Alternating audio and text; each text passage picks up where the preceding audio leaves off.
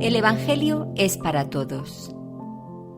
Al acabar el gran Sermón del Monte, donde Jesús había estado compartiendo toda esta enseñanza que hemos estado viendo, Jesús se encontró con diversas personas que necesitaban atención. Los que no habían subido al monte para escuchar la palabra venían a buscarle. Recordemos que Jesús no había venido para sanar al mundo de sus dolencias, pero leemos en Isaías 53:8 que el Mesías llevaría nuestras enfermedades y sufriría nuestros dolores. A través de las sanaciones, Jesús mostró su identidad divina y su amor por la humanidad en términos que la gente podía entender. En el capítulo 8 de Mateo leemos que Jesús sanó a muchos enfermos y endemoniados que eran atormentados por espíritus malignos para que esta profecía se cumpliera. Nos cuenta con más detalles su encuentro con un leproso, un centurión romano que vino a pedir ayuda para su siervo y la suegra de Pedro que se había enfermado y estaba en cama. Con estas historias podemos observar que Jesús no vino a alcanzar a una parte de la sociedad, sino a todas. Del leproso no sabemos mucho. En la sociedad judía, la inmundicia se evitaba y un leproso representaba lo más inmundo. La ley establecía que si un leproso sanaba de su enfermedad, debía ir a ofrecer sacrificio al templo.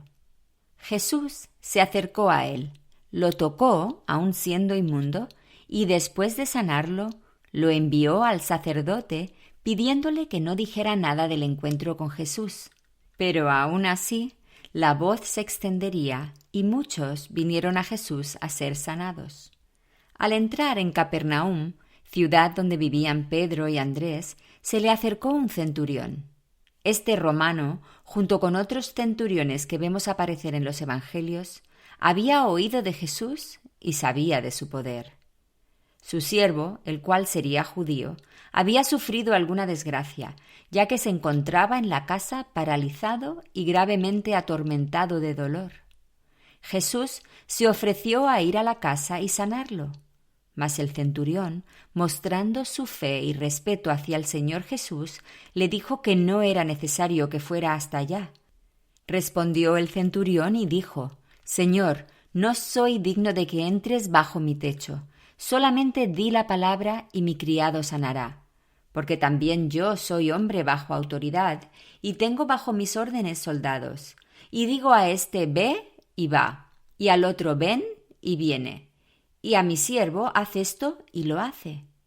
Al oírlo Jesús se maravilló y dijo a los que le seguían: «De cierto os digo que ni aun en Israel he hallado tanta fe». Mateo 8, del 8 al 10. Este centurión entendía bien la autoridad de Jesús, y por eso le sobraba con que éste diera la orden de sanación. Jesús lo puso de ejemplo de fe, mucho mayor que la fe que había visto en el pueblo judío. El tercer caso que encontramos en el capítulo 8 es la suegra de Pedro. Jesús se iba a hospedar ahí, y la pobre mujer, en lugar de poder atender a Jesús, estaba en cama, enferma. Me encanta la imagen porque cuando ella quería hacer algo por Jesús, Jesús le mostró que Él estaba ahí para hacer algo por ella. Esta se sanó y pudo atender a los invitados como ella había deseado. Jesús estuvo ahí para atender a judíos, a gentiles, a hombres y a mujeres. Lo vemos más adelante en la tierra de los Gadarenos, sanando a un extranjero. Lo vemos en Mateo 8, Marcos 5 y Lucas 8, dando vida a la hija de un principal de la sinagoga, a una mujer afligida por flujo de sangre durante años. Estos, más importante que ver la mano sanadora de Jesús, tuvieron la oportunidad de conocer al Mesías, salvador de sus pecados. Y es que el Evangelio no es solo para algunos, el Evangelio es para todos. Y todos tenemos necesidad de Cristo.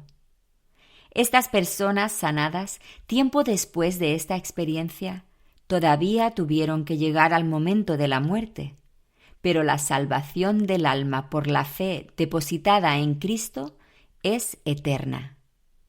El Evangelio aún es eficaz y funciona para todo aquel que se acerque a Dios por fe.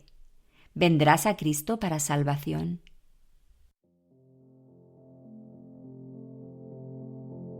Estás escuchando Reflejos de su Gloria, un programa que tiene como objetivo compartir las enseñanzas de las Escrituras, celebrando la gloria de Dios al conocerle más y mejor.